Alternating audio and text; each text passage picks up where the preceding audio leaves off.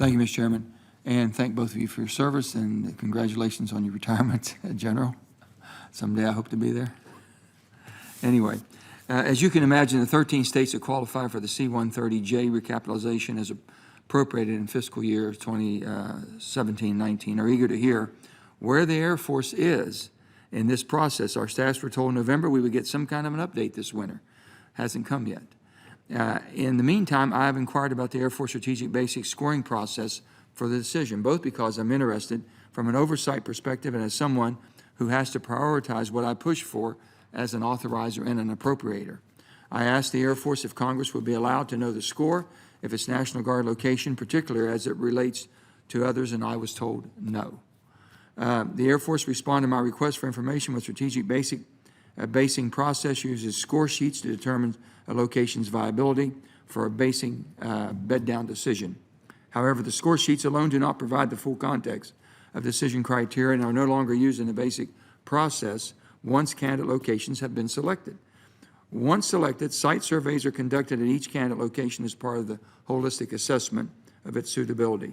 The Secretary of the Air Force also leverages inputs from Air Force corporate leaders, Chief of Staff, and military judgment. I understand that you need to do what is best for the Air Force, and we all need to support you to do what's best for the Air Force. And I am not one who prescribes just because I have something in my state that's the best. If they're not performing, I'm the first to say either get with it or get out of it. So with that being said, I'm very proud of the 130th Air Wing in Charleston, where we score really high on the score sheet, but might not be selected. So I want to make sure that we have a fair shot at this. So my question to you, Madam Secretary, is that the Air Force needs to show its work. Do you understand the Air Force process in limiting my ability to do oversight? Do you think it's too subjective what I'm asking in response? Senator, the process is a complex one and goes through a variety of criteria, and some of which are not easily measurable in quantifiable terms.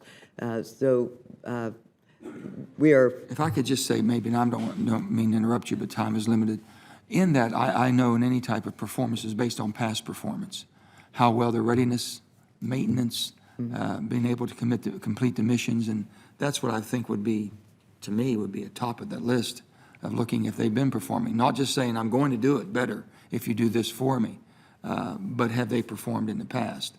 We're hoping that's a high score too, but we like to see that. The past performance is deeply valued, and West Virginia has demonstrated their ability to produce and perform, so we appreciate it very much.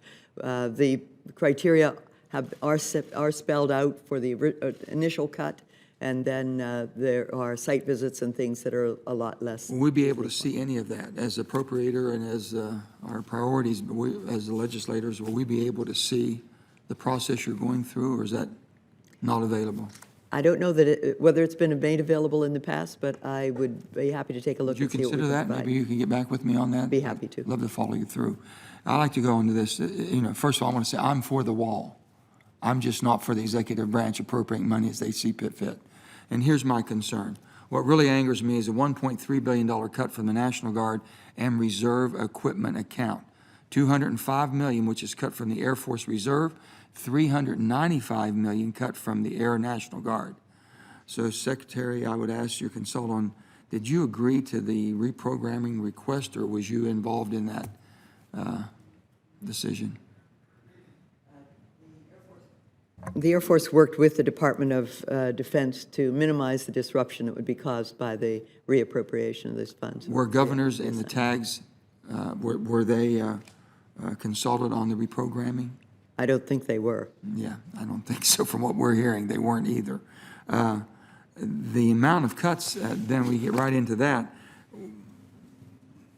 How the reprogramming of the $365 million, that's 4 fewer C-130Js, and if for fiscal year 20, affect the ability to support transcon airlift missions in the event of a conflict. It really puts us in a jeopardy and behind the 8 ball there, because we're flying the old H's now, and we're hoping that you're going to refurbish them with new avionics, with propellers and engines and things that need to be done. We're behind. I mean, really concerned about this. So what is your General, you might want to state on that. What I guess, what is your plans to ensure there's no gaps in readiness? Yes, sir. I'll tell you that we're right now still working through the impacts, and the chairman was asked to give his assessment of the impacts on not only readiness but the strategic ability to defend the nation. And I think you saw his response, and that's where the Joint Chiefs are.